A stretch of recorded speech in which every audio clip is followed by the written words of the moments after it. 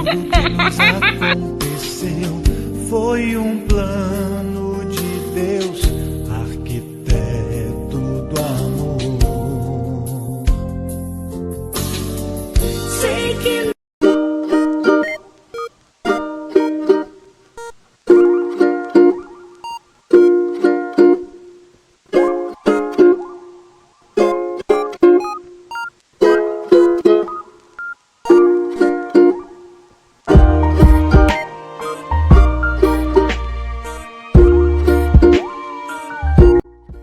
Bom dia, segundo ano. Vamos lá para a nossa videoaula de hoje. Já está acabando o conteúdo de evolução, tá? Se vocês ouviram barulho de criança aí, não repara, os meus sobrinhos estão todos aqui, tá bom? Faz parte do processo. Espero que vocês se empenhem, que vocês não tenham distrações aí, porque nós já estamos acabando o conteúdo do bimestre, tá bom? Fiquem atentos, peguem o caderno para vocês registrarem tudinho. E vamos para o vídeo de hoje.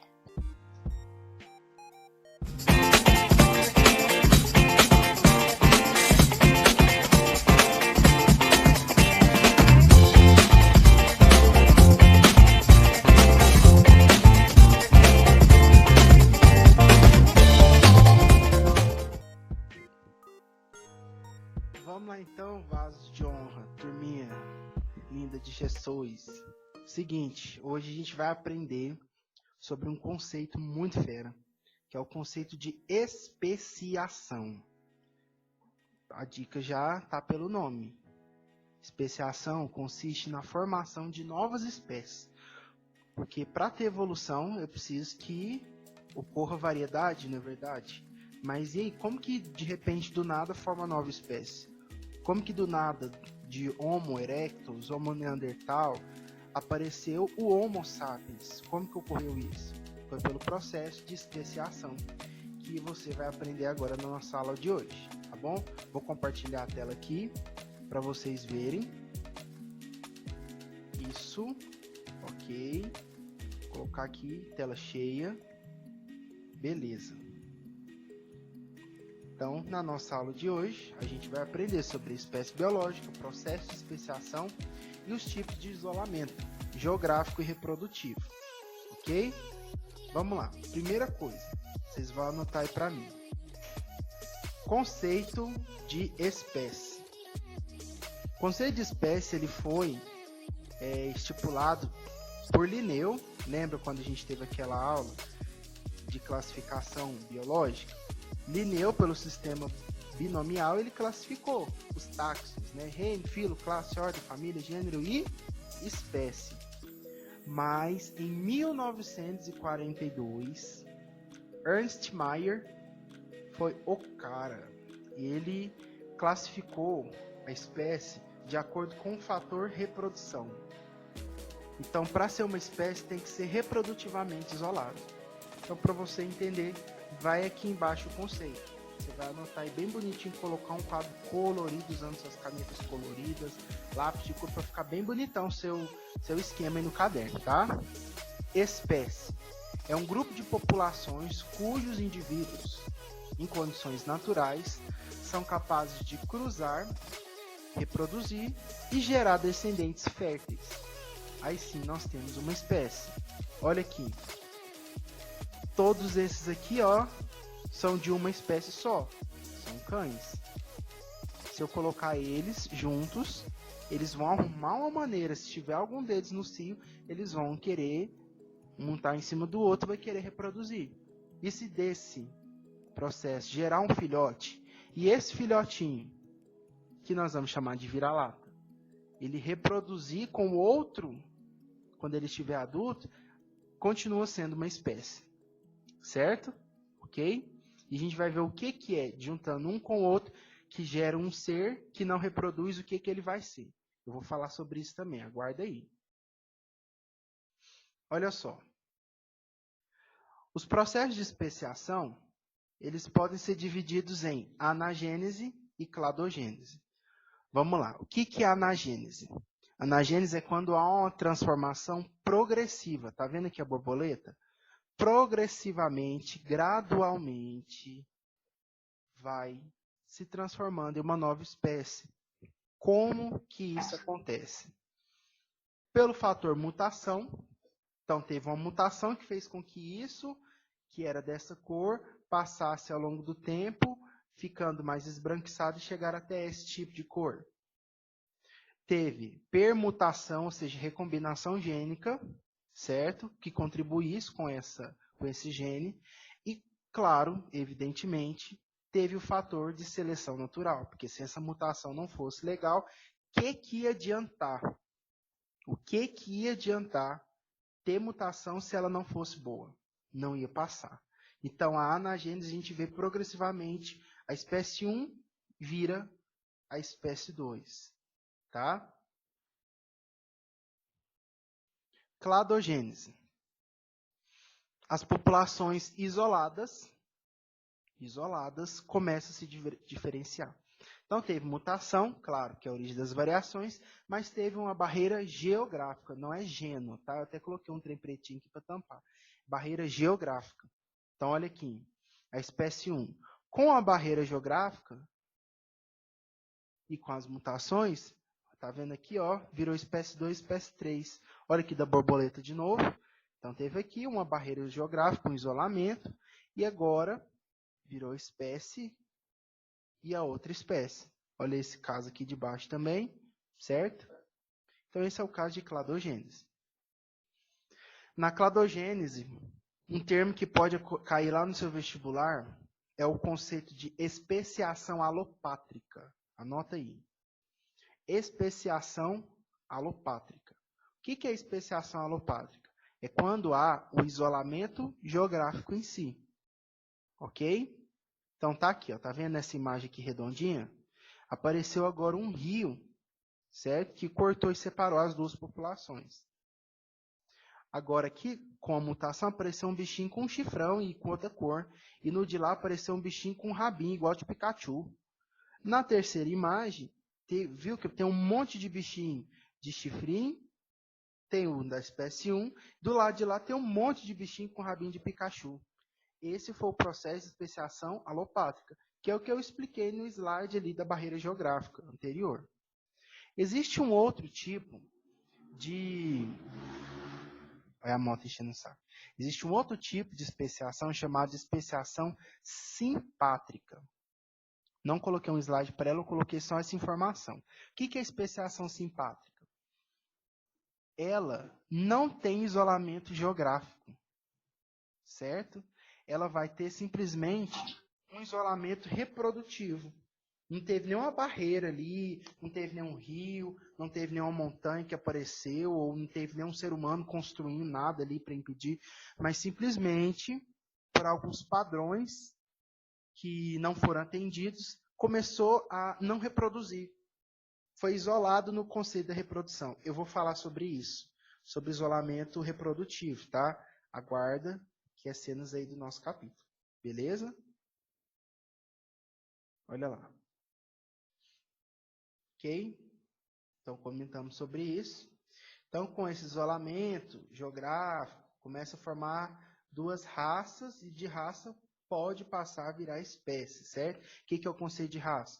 Variedades cujo fluxo gênico não é completamente isolado. Por exemplo, um pincher e um pitbull são raças, ambos da espécie Canis familiares. Teoricamente, eles não reproduzem, né? O fluxo gênico não rola ali, mas não é completamente isolado. Por exemplo, se esse pitbull ficar deitado ali com a fêmea e vier um pincher pequenininho ali e tentar montar nessa pitbull fêmea e ela por acaso ficar gestante, vai vir um filhotinho vira-lata, muito esquisito. Mas vem. E por que é raça? Porque não está totalmente isolado, ou seja, não é uma outra espécie. Não existe a espécie pitbull e não existe a espécie vira-lata. Certo?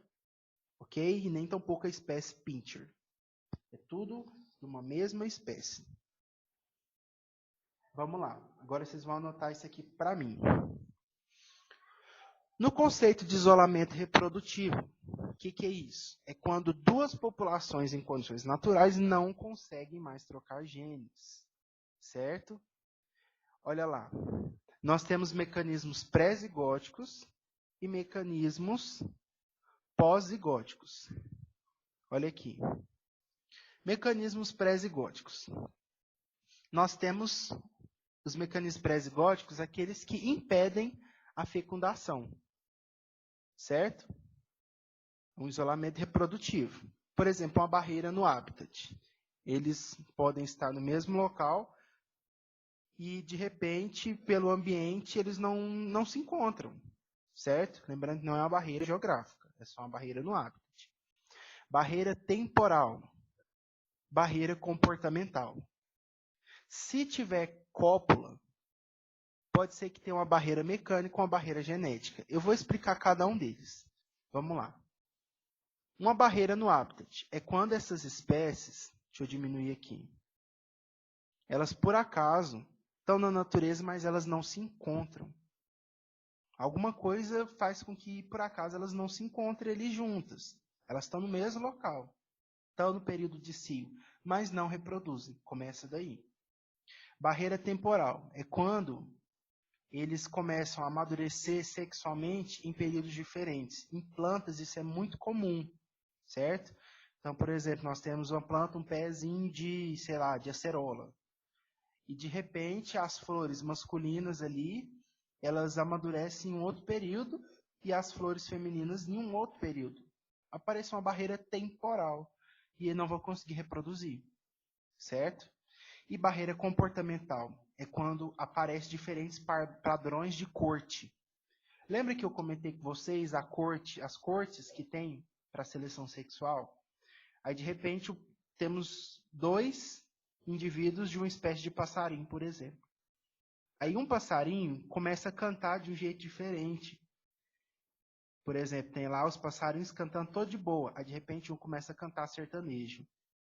A fêmea vai olhar para ele. Diabo é isso? Ô, bichinho canta feio. Não quero reproduzir com você, não. E aí? Deu ruim, né? Então, esse diferente padrão de corte não vai rolar. Não vai rolar reprodução. Tá? Certo?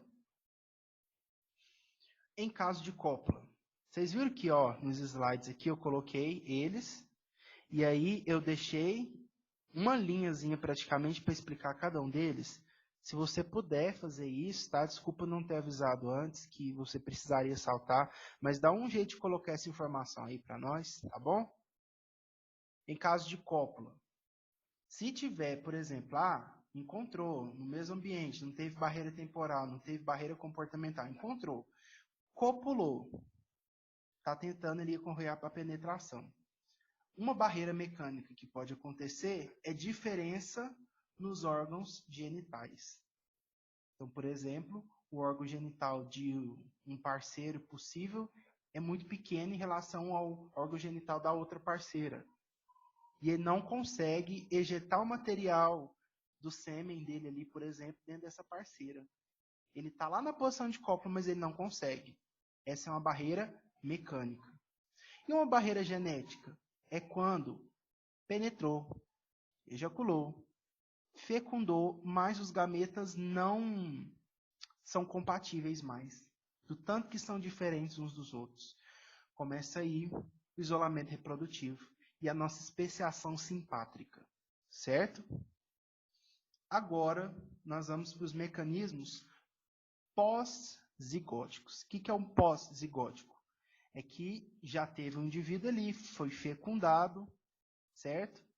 Tá tudo certinho, pronto para poder nascer. Aí a gente vai ver quais são esses mecanismos. Acompanha aí. Um mecanismo pós-zigótico que tem é a mortalidade do zigoto. Então, teve ali, fecundou.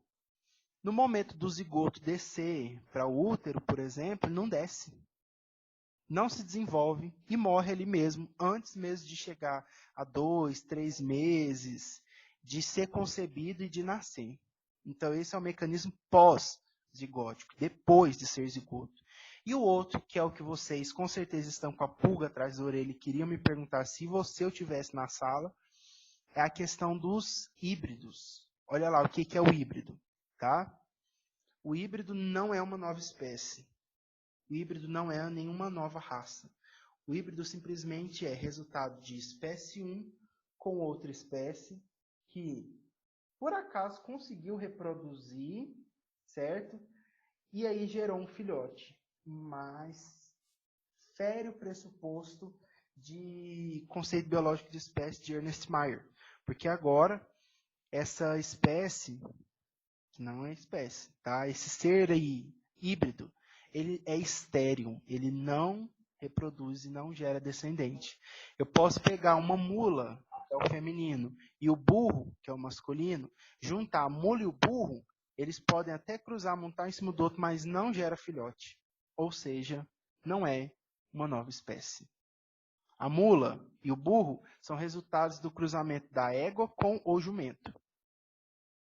Certo? Cada um é uma espécie diferente. Existe na natureza, não, perdão, existe nos laboratórios. Alguns casos muito famosos e eu queria te desafiar a pesquisar sobre o ligre. Você vai ver que loucura.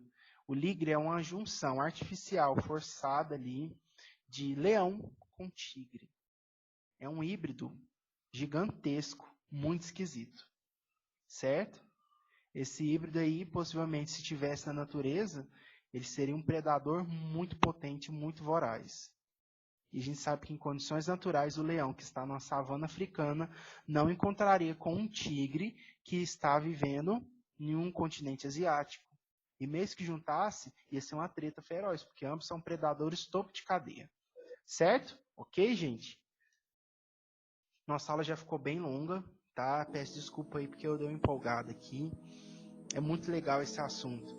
E acabou. Acabou sim nosso conteúdo de evolução. Tá acabando o conteúdo do bimestre, certo? Espero que vocês tenham gostado. Eu tenho certeza que eu dei o meu melhor para vocês não ficarem com raiva da evolução, certo? Por hoje é só. Graças a Deus e até a aula que vem. Obrigado, gente. Vai lá.